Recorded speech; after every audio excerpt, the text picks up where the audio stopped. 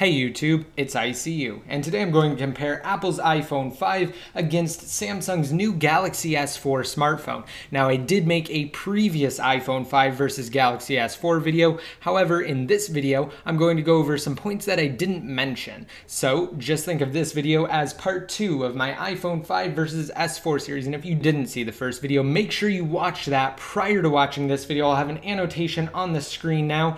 Just be sure to click that and watch that video and then come back to this video, because in that video I definitely go over some key points that I won't really go over in this video. It's more focused on hardware and the performance of these two phones. In this video, I'm just going to go over some of my experiences, and I'm going to highlight some key points that I really like about each of these phones, and maybe it will help you guys decide which one better suits you. But first, before we begin, I just wanted to say that these are only two smartphones, no more than that. There's really no reason to get heated, guys. Now, these are definitely two of the very best smartphones on the market right now, and they're my two favorite smartphones on the market right now. Okay, and I also wanted to mention that the iPhone is jailbroken and the Galaxy S4 is rooted, which, as most of you know, is the Android equivalent of jailbreaking. So some people were asking about that in my first comparison video, and I just wanted to clarify. Now, also, before I begin, I wanted to go over a couple of other key points. So there are things about the iPhone that I like better than the Galaxy S4, and there are things about the Galaxy S4 that I like better than the iPhone. Overall though, if I could summarize, I'd say that I like the iPhone better because it's simple, effective, clean, and it's great for accomplishing tasks quickly. Now, if I were to say I like the S4 better, the primary reason is because it's fantastic for tinkering, modifying, and customizing. And I definitely noticed that when I was using the S4, I had a lot of fun customizing it and tweaking it to my liking.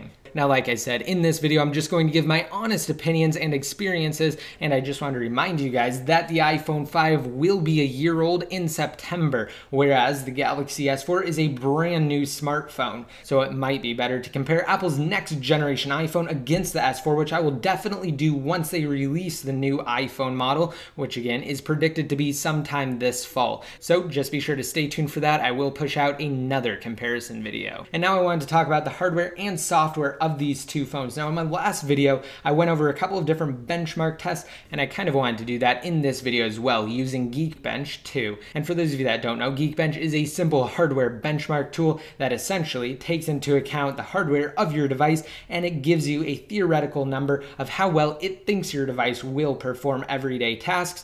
So let me just run it really quick, and then I'll go over what exactly it means. Okay, now as you can see, the Galaxy S4 with its quad-core processor and 2 GB of RAM easily outscores the iPhone 5 with its dual-core processor and 1 GB of RAM. But just because the number is higher on the S4 doesn't necessarily translate into better performance.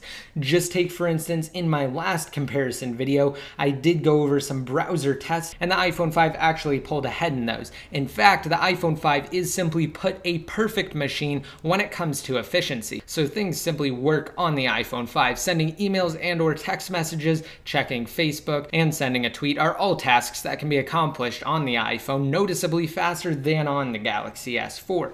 And that mostly boils down to the operating system, iOS versus Android. So in iOS, for instance, like I've been saying, things are much simpler. Additionally, while it may seem somewhat minor, the lack of a unified local search method on Android also hinders productivity if you have a number of apps installed and you want to access them quickly. Now, as far as customization is concerned, even though you could easily jailbreak your iPhone 5, provided it's on 6.1.2 or earlier, to achieve powerful customization options, Android is a completely different beast when it comes to freedom and customization. For example, a simple visit to the Google Play Store can result in a complete replacement of the stock messaging app, a customized keyboard, or even a complete graphic overhaul, allowing users to ditch the TouchWiz skin that Samsung customarily wraps stock Android in. And that's actually what I've done here. As you can see, I've used Nova Launcher in combination with a stock Android Jelly Bean theme to achieve a more clean and pure Android experience. Now let's go ahead and go over the camera. I did detail this in my other comparison video,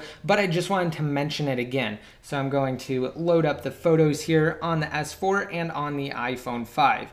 Now again, these images were taken side by side, and also note that the brightness on both of these phones is the same. So as I mentioned in my last video, the iPhone 5 cannot be compared to the Galaxy S4 when it comes to detail. it simply captures more detail than the iPhone 5 can. And that's because of its 13 megapixel camera. So you get incredibly crisp images on the Galaxy S4, but you do get more realistic colors on the iPhone 5. So let's go ahead and compare this. Some people might like how vivid the Galaxy S4 camera is, but again, the iPhone 5's camera does give a more realistic representation of colors. However, with that said, I do prefer the Galaxy S4 camera, again, simply because you can capture more detail. Now let me go ahead and go to this last image here. Just to give you guys an example, let me show you exactly how far I can zoom in.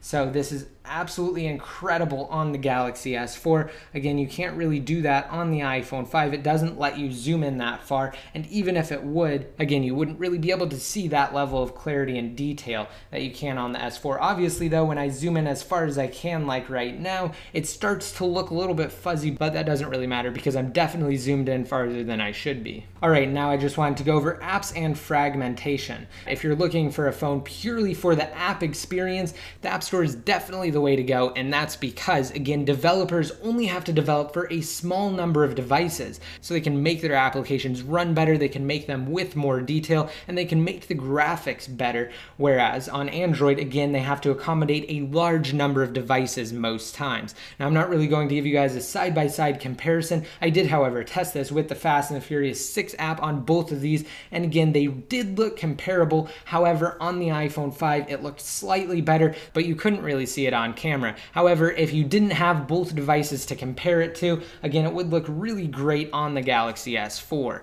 So while the S4 doesn't suffer from fragmentation in the sense that it doesn't get the latest version of Android, because it actually did get 4.2.2 when it shipped, which again, as of now, is the latest version of Android, it does suffer from app fragmentation, which is a downside. But like I said, there are still some really great apps on the Google Play Store. Now, one thing that I really like about the Galaxy S4 is NFC or near field communication, and that's just something that Apple hasn't included in the iPhone.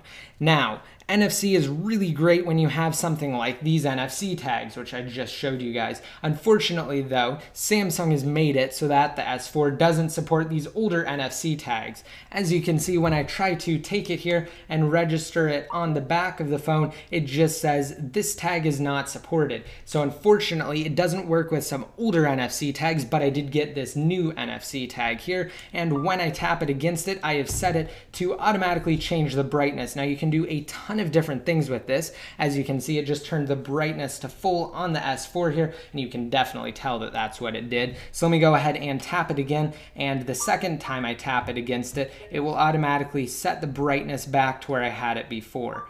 So there we go. I'm just going to set it to register through NFC Task Launcher, and as you can see, the brightness is back at medium on the S4. So that's one thing that I really like, and you can do way more than just use NFC tags and use them to modify your settings. Another quick example, I have a pair of Zeek headphones from Parrot, and they actually have NFC technology in them, so that when you tap them against the headphones, the phone will automatically turn on Bluetooth and connect to the headphones wirelessly via Bluetooth. So that's just another great example of how NFC is incredible, and I really hope Apple does include NFC technology on the next generation iPhone. Now I want to briefly go over some of the other features Samsung has included in this version of TouchWiz on the S4. Now I will say what a lot of reviewers have said, they simply seem gimmicky. So the S4 does have things like air view and air gestures where you can actually do things above the screen and it will recognize them. For instance, if I had it enabled right now, I could take an app and I could prepare to move it, and then I could simply swipe left or right and it would move it accordingly. However, it doesn't work right all of the time. Another one that it has is that you can answer the phone when you actually wave your hand above the phone, which I can see it as being a practical application if your hands aren't clean. However, it doesn't work all the time again, and it's really hard to get it to pick up that call sometimes. But they are some really cool features to show off to your friends. Other than that though, they just seem gimmicky. Samsung has included some other awesome features such as Watch On, and in this Watch On application, they've included the method to control the TV via the IR technology they've included in the S4, which is absolutely great. Alright, and I also wanted to talk about build quality and expandable memory. So as most of you know, the Galaxy S4 is built out of polycarbonate plastic, which in my opinion just does not compare to the glass and aluminum of the iPhone 5. However, with that said though, I really like that the S4 does have expandable memory. So if I just take off this back plate here, as you can see, I do have a 64 gigabyte micro SD card. So that does significantly extend the memory, and that really does help. So let me go ahead and just put these devices back here, and let's go over the last point. So the thing that I love about Apple and the iPhone 5 is iCloud and their cross-platform ecosystem. So not only is it extremely convenient to type up something inside of my Notes app here and have it appear on any one of my computers, but it's also great to be able to message people on iPhones, iPads, and iPod Touches using iMessage and Messages. So I really do love iCloud and everything that's associated with it, including PhotoStream. Now, yes, while there are certain alternatives for Android that you can get that do offer some cloud features, again, they just cannot compare to iCloud, at least right now. So in summary, as I've been saying this entire video, these are two great smartphones. They're simply different, and different people will like them for different reasons. However, if you were to go out and get a new phone today, if you wanted to get an iPhone, I would suggest waiting until the next iPhone, because again, we are so close to Apple releasing their next generation iPhone, which should hopefully be this fall. Again though, if you're leaning more towards Android, I would definitely suggest the Galaxy S4. Alright, and I hope you guys liked this video. Don't forget, if you want a chance to enter into my $100 Amazon gift card giveaway, just be sure to rate this video up and leave a relevant comment down below in the comment section. And until next time, this is ICU signing out.